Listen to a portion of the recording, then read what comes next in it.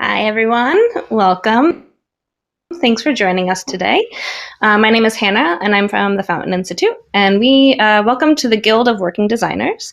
It's a meetup group for designers working in the field. It's an opportunity for us to support, commiserate, and activate one another. To find out more about the meetup group, you can find us at meetup.com or the link at the footer of the Fountain Institute's website. But today I'm excited because we're going to have a talk about running workshops across different cultures. We're moving more and more towards a remote and mobile work, which gives us more opportunity to work with people worldwide. We need to become more sensitive to other cultures' expectations for workshops, as they're most likely going to be different than our own. Nairi Nasrallah will talk about her experiences and some research that she's recently done about running workshops across cultures. So today, we have Nairi with us, and she's a designer and researcher at AJ&Smart. It's a product and design innovation studio based in Berlin, where she helps deliver design and strategy sprints and workshops. Her background is in industrial design, human-centered design, and she values authentic connections with people. She was raised in New Zealand and is now based in Berlin. And before we get started, I just wanted to do a little not housekeeping, but I just wanted to let you guys know who haven't used AirMe before. On the left-hand panel, there is a chat section, but there's also a question section, and we'll have a time for Q&A after her talk. And so if you want to just enter questions in there, they also have the option to upvote them. So if there's some question that you see that somebody put in that you really want answered, just upvote it, and we'll kind of come to the top of those, and we'll get those answered at the end. But with no further ado, I'll give it over to Nairi. Hey guys, I'll just start sharing my screen. But yeah, as Hannah said, I'm Nairi. Let me get started. 2 seconds. Cool. We can all see a black screen, so that's cool. I'm Nairi, and as Hannah said, I live in Berlin, but I'm originally from New Zealand. I'm a designer and researcher, and I currently work at AJ&Smart, which is a small company which runs design sprints, strategy sprints, and a whole lot of workshops. So just before we get into it, I'm sure most people are aware of what a design sprint is, but I thought we'd just quickly do a run through for what it is. This is not my illustration. I wish I could draw like this, but it's an illustration I found online, and basically it just goes over the design sprint, which is a system where basically by the end of 1 week, just from an idea, you have a tested prototype. So just wanted to clarify that. Recently, I graduated from a 6-week course at the Fountain Institute, and in that course, I was asked to do a research project. And so I was kind of trying to think about my work and kind of what I do at AJ&Smart, and just think of like where there's kind of a gap in my understanding. So I decided to go with something that has to do with remote working. So as you guys are aware, the last year has been a pretty whack one. So the world is becoming smaller and smaller. We're working remotely, which means that it's actually possible now. We don't have to travel to get to other places. So especially at AJ&Smart, we found that in the past, most of our clients were either based in Europe, close to us, or in the US, but more and more, we're working with clients that aren't US based and aren't from Europe. So yeah, basically on the end of that, we haven't really done so much working with other companies from other countries, but when we did, there were kind of a few things that came up just to do with kind of differences in how we run things versus other people's expectations. So I thought this would be an interesting area to explore. So that's why we're doing workshops across cultures. So how did I come up with this research? So I read some articles and publications about co-design and working across cultures. So here's some of them. And I spoke to 3 experts who have worked in Asia. So I figured the world is a big place, and it would probably make sense to just focus on one area. So I talked to Chang, who's actually at this meetup. He's worked in China, also Canada. I talked to Elise, who's Australian based, but they do lots of work in Asia, Singapore, Thailand, I think Hong Kong. Yeah, she's done lots of work everywhere. And then lastly, Vashi, who has worked and lived in Hong Kong as well. I think she's got lots of she's basically kind of lived across Asia, so she's got lots of kind of insights about all the cultural differences. And just a disclaimer, as I said at the beginning, I'm not an expert. This is all based on conversations I've had and readings I've gone through. And some of these actually, some of what I'm going to talk about is things that I've experienced, but of course, everyone's different. So don't take my word for for the truth. Cool. So how did I kind of synthesize all of what I heard and what listened to? So I did something called affinity mapping, which isn't what this guy is doing. But it kind of looks like this. This isn't, again, something that I drew or kind of put together. This is something I found online, but this is essentially how affinity mapping works. You interview or write down lots of notes from articles, you clump them together, and then off the groups, you kind of come up with an insight that all of the groups come together with. You guys can, if you haven't heard of affinity mapping, that's something you guys can Google after this. And what did I learn?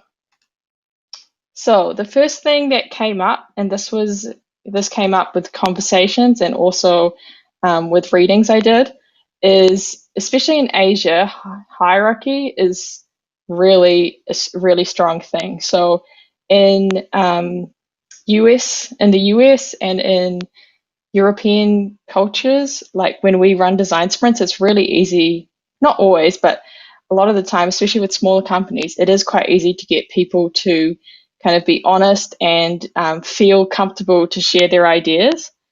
But in Asia, especially one of the ladies I spoke to who's actually works and does design sprints in Asia, she was saying that it's really, you kind of have to work a little bit harder to help people become comfortable in sharing their ideas and kind of being able to feel like in the workshop it's a safe space to be honest, because basically to move forward in a design sprint or a workshop, it's really helpful to have honesty and just a place for people to kind of feel safe and be able to share ideas.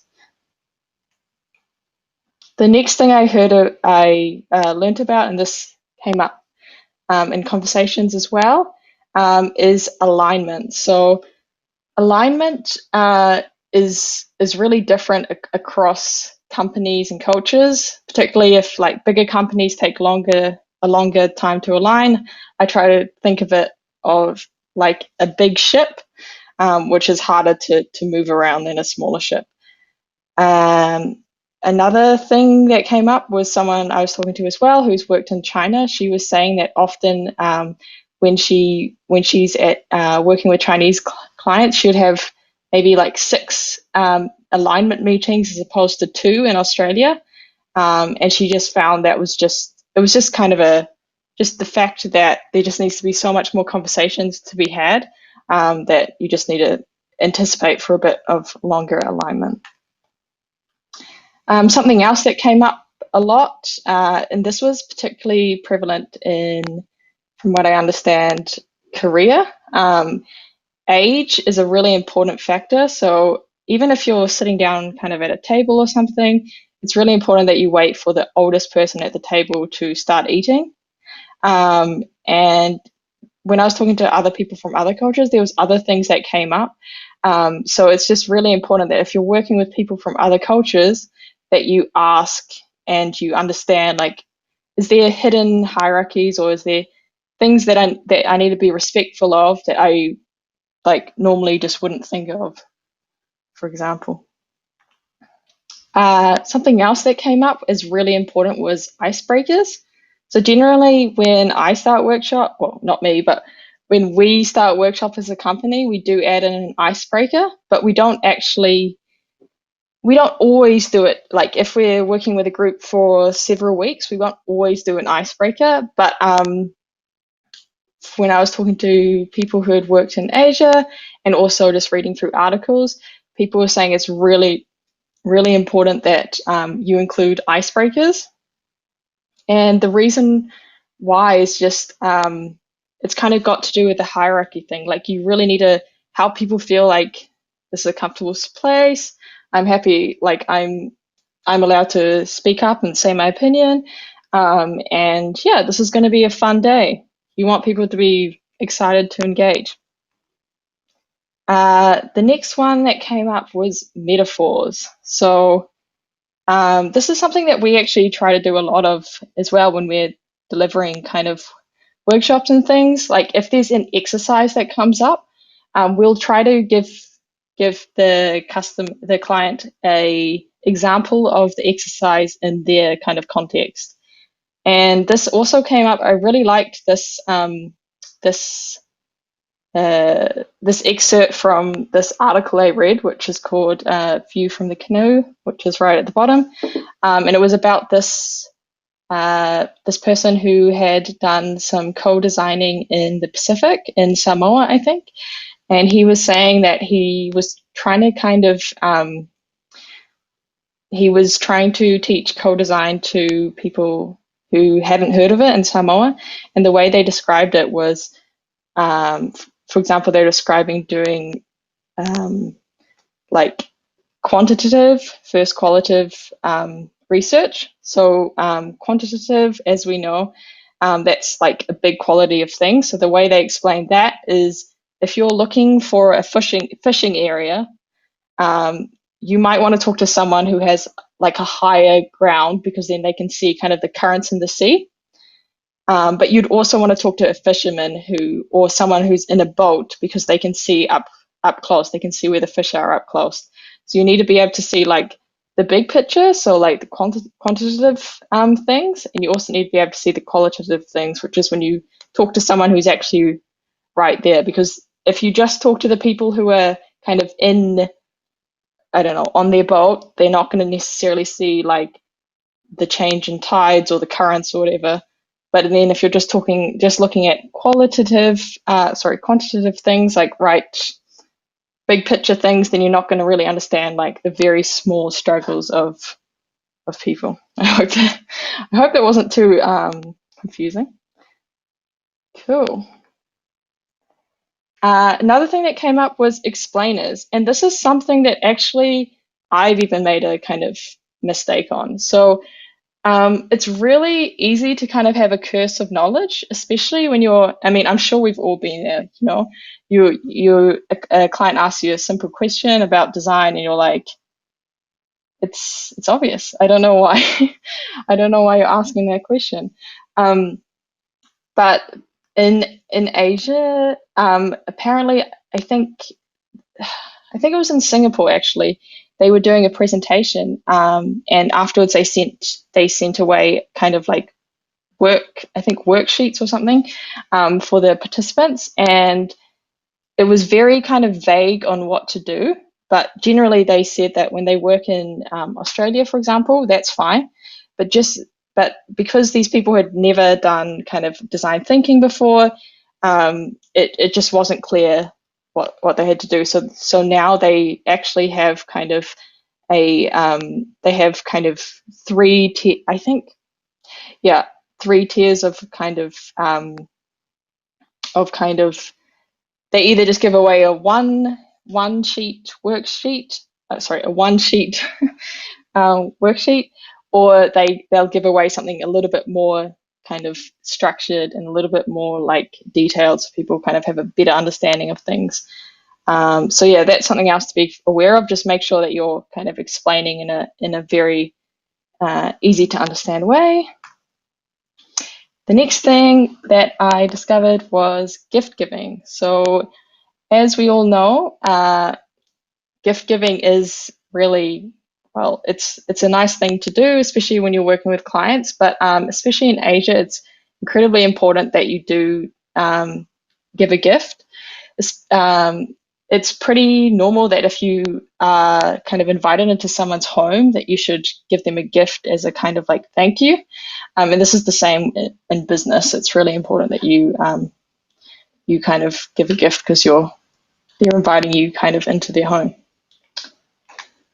And then the last one that I will talk about today is ideating. So Elise, who has worked all throughout Asia, she was saying that it's really important that you actually give advance notice when people need to ideate. So when people need to kind of contribute to the workshop and be kind of drawing concepts or coming up with ideas, that they're actually given advance notice.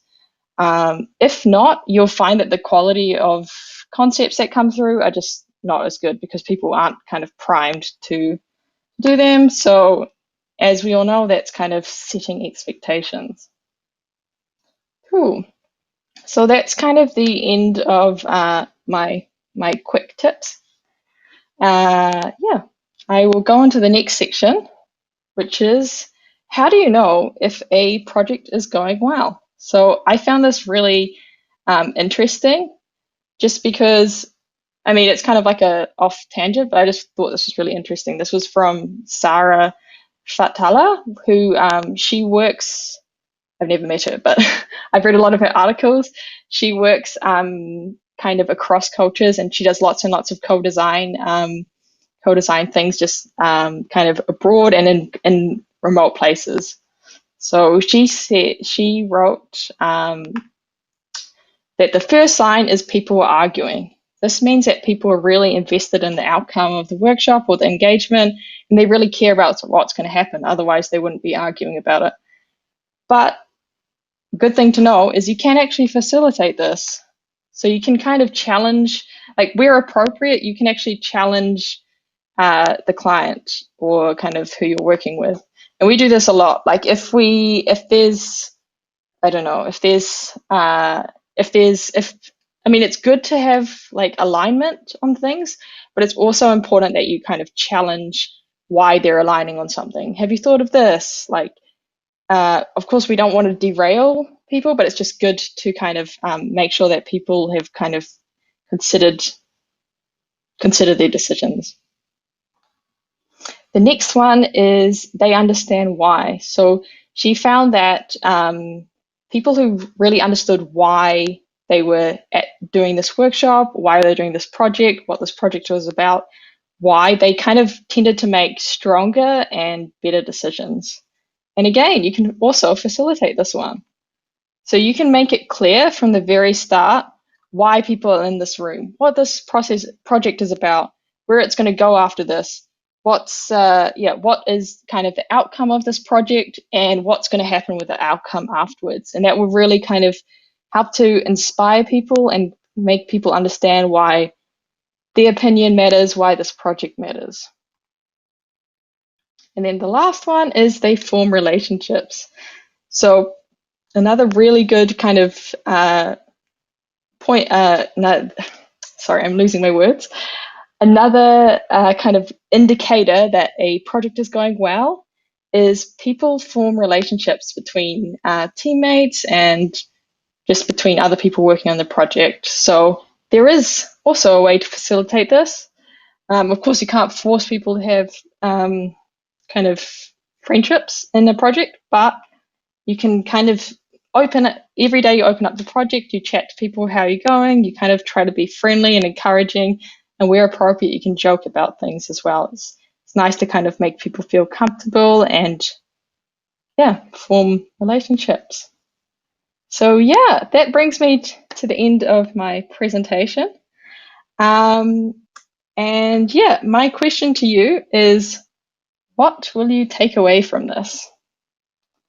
And also, I'll quickly jump to the next slide, which I haven't I haven't read these books yet, but these books are on my list. They're about culture. So there's the culture map, which is really commonly cited, which I think they have diagrams in there about kind of how different cultures interact with each other and kind of why. The middle one has been recommended to me by like 5 or 6 people when I was doing this research, and I haven't had time to really read through it, but it's also on my list. And then the last one is called The Geography of Thought, How Asians and Westerners Think Differently and Why. Not sure about this book, but yeah, if you guys are interested in adding these to your reading list, then go ahead. But yeah, that's the end of my presentation. Amazing. Thanks so much for sharing this with us. It was really great to see the progression. I got a sneak peek of this presentation a couple months ago, and it's really lovely to see it again and what you've added to it. And so, yeah, so if you want to contribute to the conversation about what will you take from this, please include that in the chat. We can continue these conversations there as well. We are going to have a quick Q&A right now as well, but afterwards we'll be back in the lounge area where you can hop onto one of those tables. Feel free to ignore the subject matter that's on the table, but you can jump into them to continue these conversations as well. But we do have some questions in the question section, and it's not too late to add some more. If any of these questions kind of sparked something in you, please feel free to add them, but I'm just going to start going through them with you.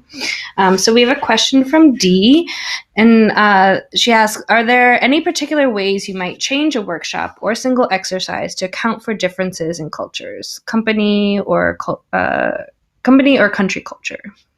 Yeah, for sure. So there's one thing that we do quite a lot, especially if we find that we feel like people aren't really talking, because it's kind of really important that people do talk in a workshop. Like, obviously not all the time, because otherwise it will just turn into a meeting.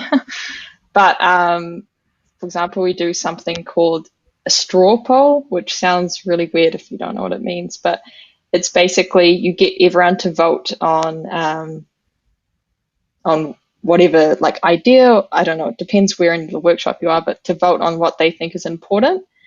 And then you time box 1 minute or 2 minutes, and you get them to vocalize why they picked that option. And then you also try to encourage people, like if there's 3 or 4 people voting on the same thing, you say, hey, if you have a backup, like move your vote, because then it just kind of gets people to actually voice their opinions without kind of pointing at someone and saying, what do you think? Yeah. And so we have another question, which is, what's a strategy sprint like? A strategy sprint? It's a little segue, but I know that it's something you've dealt with, so yeah.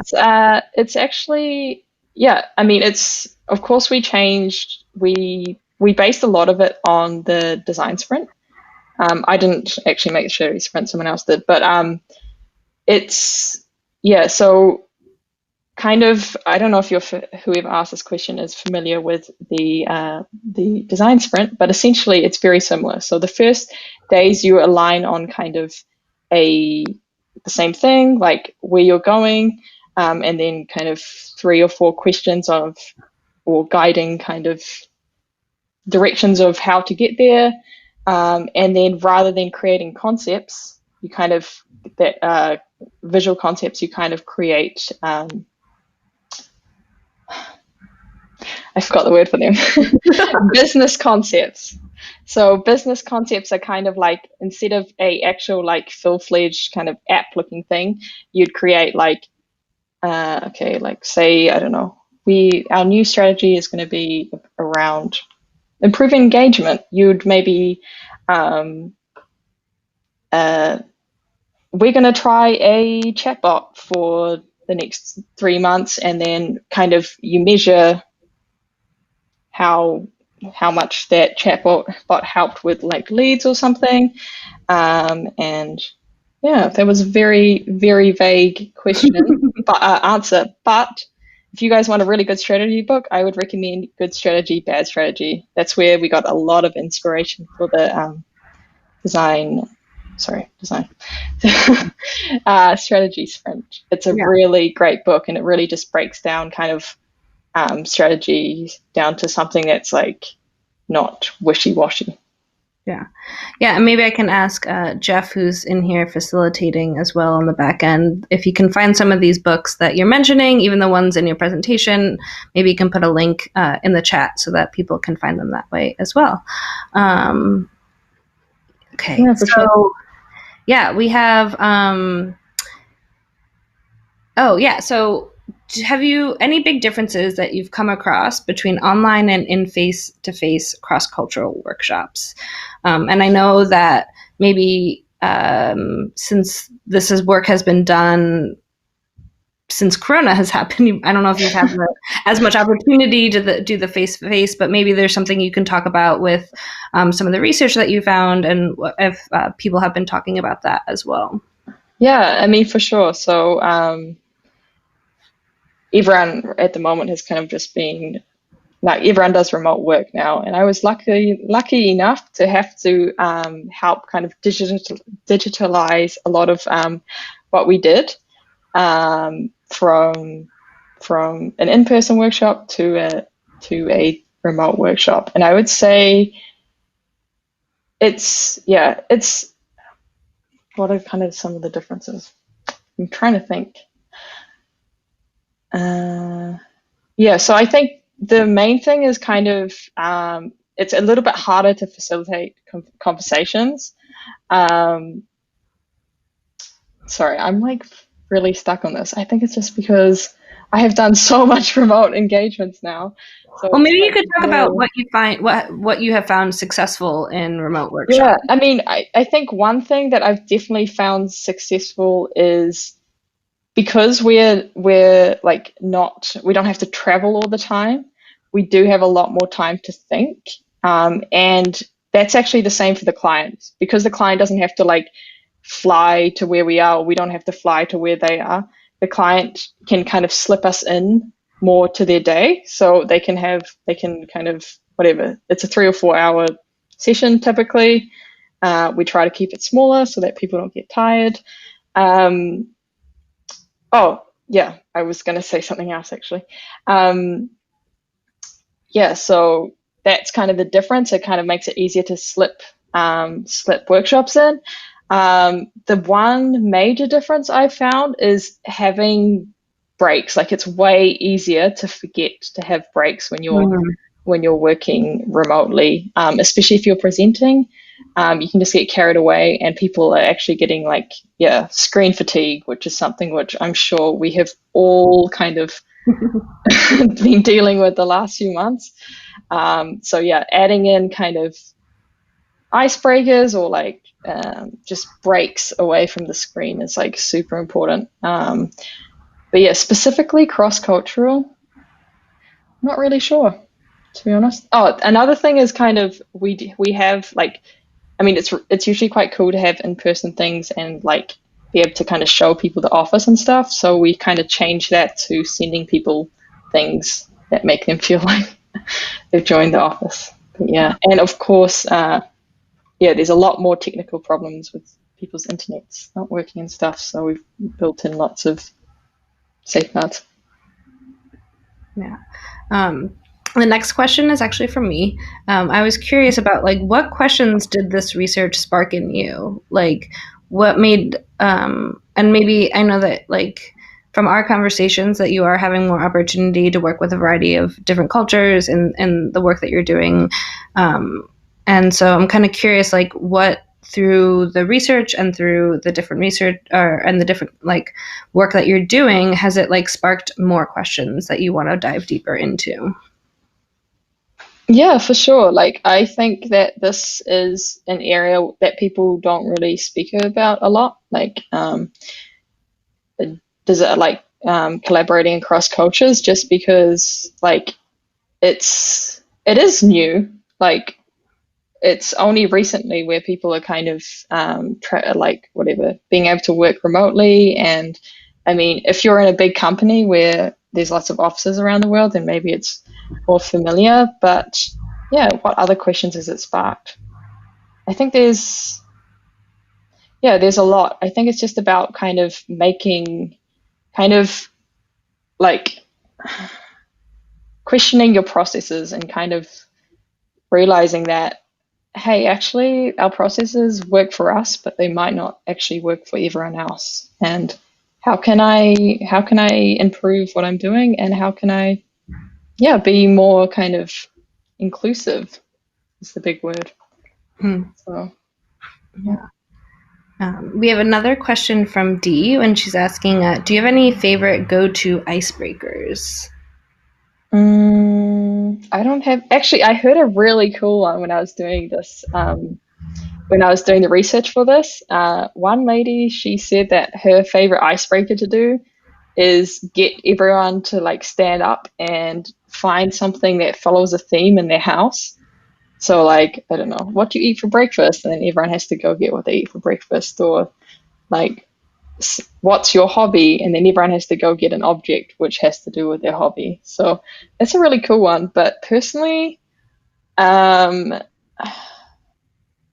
trying to think of a good icebreaker. We typically just do like intros and then random facts. But I like kind of asking people weird questions. Your first job is a very good one. So it's like, what is your first job and what did you learn? So Yeah. it's something that lots of people don't know about their colleagues.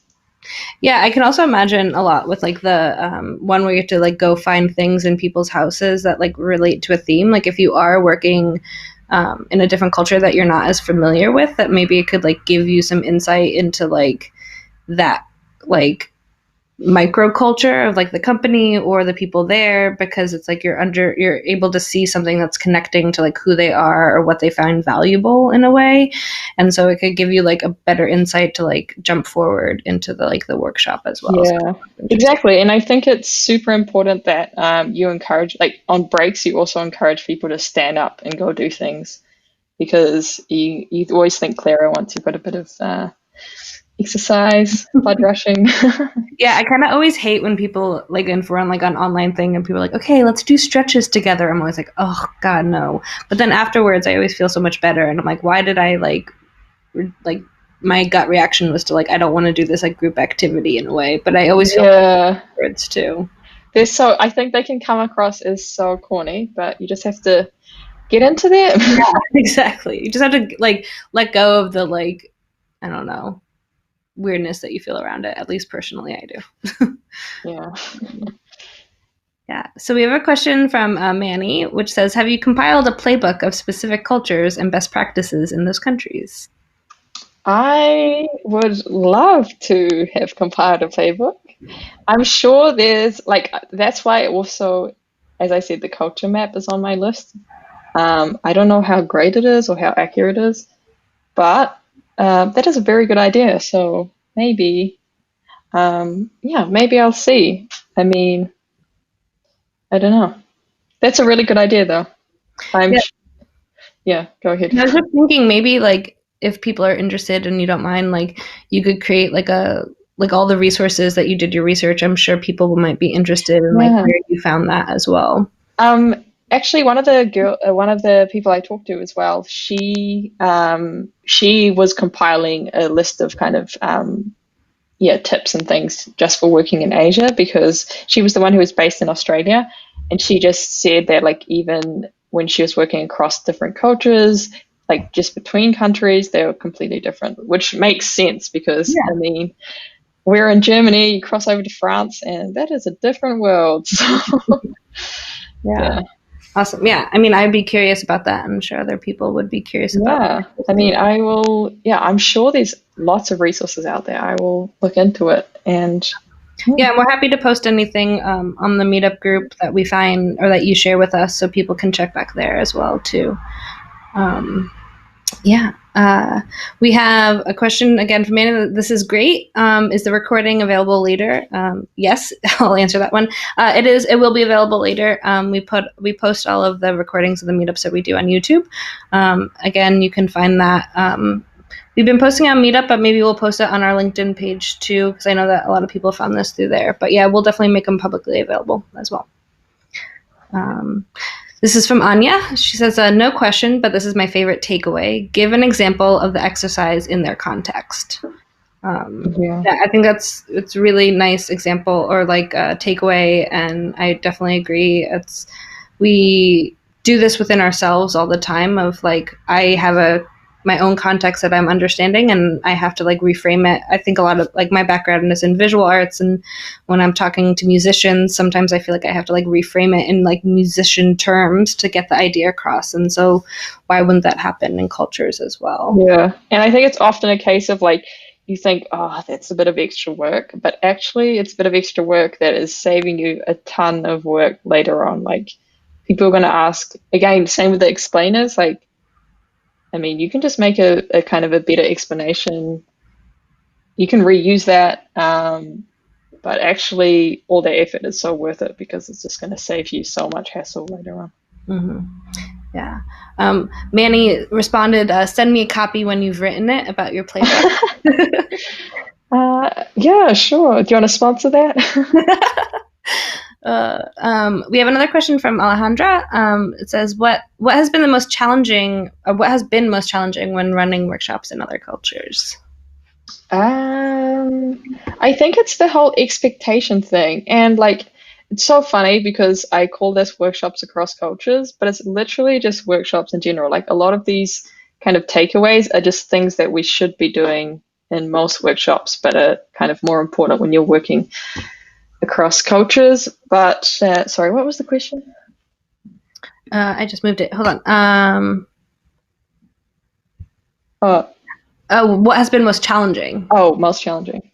Yeah, I would say just like differences in expectations and the whole kind of the fact that you kind of it takes like design sprints, for example, are like they were designed kind of in America, right? So it's a very kind of American culture. Like it works really well in the American culture. But in other cultures, it's often a little bit harder for people to feel like they have like kind of they're comfortable and confident to kind of say what they think about something or to give like what they think is really an idea. So kind of being able to facilitate making the space kind of safe and making people comfortable to share their ideas and opinions. That's probably always the hardest thing. Yeah. Yeah, I think I would agree in the sense that, like, I haven't worked so much across cultures in workshopping, but like I think that it's just like as you said, in general, it's a challenge all the time in workshops and especially now that we're on online platforms all the time, and making sure that those like kind of safety and openness to communicate and feeling like the facilitation of it is a lot more challenging, but it's also like what needs to be pushed more in ways, I think, as well. For sure. Yeah. So we have one more question from Manny as well. It says, do you find that the challenges that the clients face are different in other cultures, or are the problems the same, just the approach is different?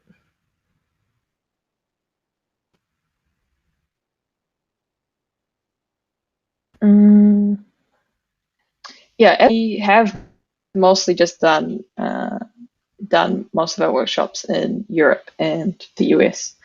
But in general,